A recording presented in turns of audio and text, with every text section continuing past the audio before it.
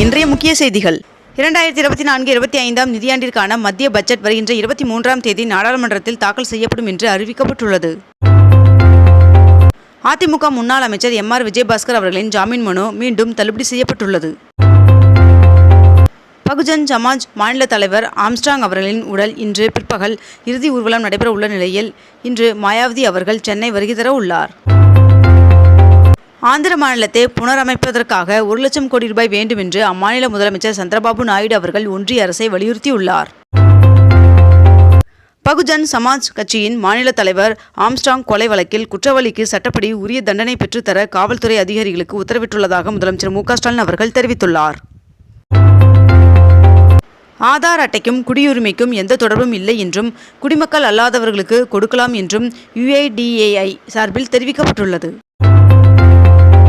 மேற்கு திசை காற்றின் வேக மாறுபாடு காரணமாக தமிழ்நாடு மற்றும் புதுச்சேரியில் இன்று முதல் 7 நாட்களுக்கு லேசானது முதல் மிதமான மழை பெய்யும் என்று வானிலை மையம் தெரிவித்துள்ளது. சீனாவின் 2வது மிகப்பெரிய ஏரியின் குறுக்கே கட்டப்பட்டுள்ள அணையின் உடைப்பு ஏற்பட்டுள்ளதன் காரணமாக சுற்றுப்புற கிராமங்களில் இருந்து சுமார் 5700 பேர் வெளியேற்றப்பட்டு பாதுகாப்பான இடங்களில் தங்க வைக்கப்பட்டுள்ளனர். ஈரான் பொதுத் தேர்தலில் மசூத் பிஷிஷ்கியான் அவர்கள் வெற்றி பெற்று அதிபராக பதவியேற்க உள்ள நிலையில் பிரதமர் நரேந்திர மோடி அவர்கள் வாழ்த்து தெரிவித்துள்ளார். ஆந்திர முதல்வர் சந்திரபாபு நாயுடு அவர்களும் தெலுங்கானா காங்கிரஸ் முதல்வர் ரேவந்த் ரெட்டி அவர்களும் சந்தித்து பேசினர். தமிழகத்தில் தென்மேற்கு பருவமழை இயல்பை விட 99% கூடுதலாக பெய்துள்ளது என்று வானிலை ஆய்வு மையம் தகவல் தெரிவித்துள்ளது. விருதுநகரில் நடைபெறும் அகழாய்வில் சுடுமண்ணால் ஆன காளை உருவ பொம்மை, காதணி, அலங்கரிக்கப்பட்ட மணி உள்ளிட்ட தொன்மையான பொருட்கள் உடைந்த நிலையில் கண்டெடுக்கப்பட்டுள்ளது. கோவையில் 5 நாட்கள் அக்ரி இன்டெக்ஸ் வேளாண் கண்காட்சி வருகின்ற 11ஆம் தேதி தொடங்கி நடைபெற உள்ளதாக தெரிவிக்கப்பட்டுள்ளது. அமர்நாத் யாத்திரை தற்காலிகமாக நிறுத்தி வைக்கப்பட்டுள்ளதாக தெரிவிக்கப்பட்டுள்ளது. இளநிலை மருத்துவ படிப்பிற்கான நீட் கலந்தாய்வு குறித்த விவரங்கள் இன்று வெளியாகும் என அறிவிக்கப்பட்டிருந்த நிலையில் தற்பொழுது கலந்தாய்வு தேதி குறிப்பிடாமல் ஒத்திவைக்கப்பட்டுள்ளதாக தகவல் வெளியாகியுள்ளது. திருச்சி விமான நிலையத்தில் 1,16 லட்சம் ரூபாய் மதிப்பிலான கடத்தல் தங்கத்தை வான் நுண்ணறிவு பிரிவு அதிகாரிகள் நேற்று பறிமுதல் செய்தனர்.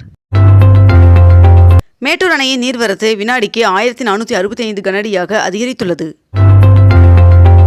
முதுநிலை நீட் தேர்வு வருகின்ற ஆகஸ்ட் 11ஆம் தேதி நடைபெற உள்ளதாக தெரிவிக்கப்பட்டுள்ளது. தமிழகத்தில் அரசு உதவி பெறும் பள்ளிகளில் காலை உணவு விரிவாக்க திட்டத்தை முதலமைச்சர் மு.க.ஸ்டாலின் அவர்கள் திருவள்ளூர் மாவட்டத்தில் வருகின்ற 15ஆம் தேதி தொடங்கி வைக்க உள்ளார் என்று தகவல் வெளியாகியுள்ளது. தமிழ்நாடு வேளாண் பல்கலையில் தொலைநிலை பைலட் பயிற்சியை முடித்த 104 பேருக்கு சான்றிதழ் வழங்கும் விழா நடைபெற்றது. வருகின்ற 15ஆம் தேதி முதல் புதிதாக விண்ணப்பித்துள்ள 1,48,000 பெண்களுக்கு மகளிர் உரிமைத் தொகையான 1000 ரூபாய் வழங்கப்படும் என்று முதலமைச்சர் மு.க.ஸ்டாலின் அவர்கள் அறிவித்துள்ளதாக தகவல் வெளியாகியுள்ளது. பாரிஸ் ஒலிம்பிக் போட்டியில் பங்கேற்க உள்ள இந்திய அணி வீரர்களுடன் பிரதமர் நரேந்திர மோடி அவர்கள் நேற்று கலந்துரையாடினார். தமிழர்களுக்கு தாங்கள் மிக பெரும் பெருமையை தேடி தந்துள்ளீர்கள் என்று பிரிட்டன் நாடாளுமன்ற உறுப்பினரான முதல் தமிழ் பெண்ணான உமா குமரன் அவர்களுக்கு முதலமைச்சர் மு.க.ஸ்டாலின் அவர்கள் வாழ்த்து தெரிவித்துள்ளார். விக்கிரவாண்டி இடைத்தேர்தல் வருகின்ற ஜூலை 10ஆம் தேதி நடைபெற உள்ளதன் காரணமாக விழுப்புரம் மாவட்டம் முழுவதும் ஜூலை 10ஆம் தேதி பொது விடுமுறை அறிவிக்கப்பட்டுள்ளது. 22 கேரட் ஆபண தங்கத்தின் விலை சவரனுக்கு ஒரே நாளில் 480 ரூபாய் அதிகரித்து 1 சவரன் 54,560 ரூபாய்க்கு விற்பனையாகிறது. அதேபோல் 1 கிராம் வெள்ளியின் விலை 99 ரூபாய் 30 பைசாவாகவும் விற்பனை செய்யப்பட்டு வருகிறது.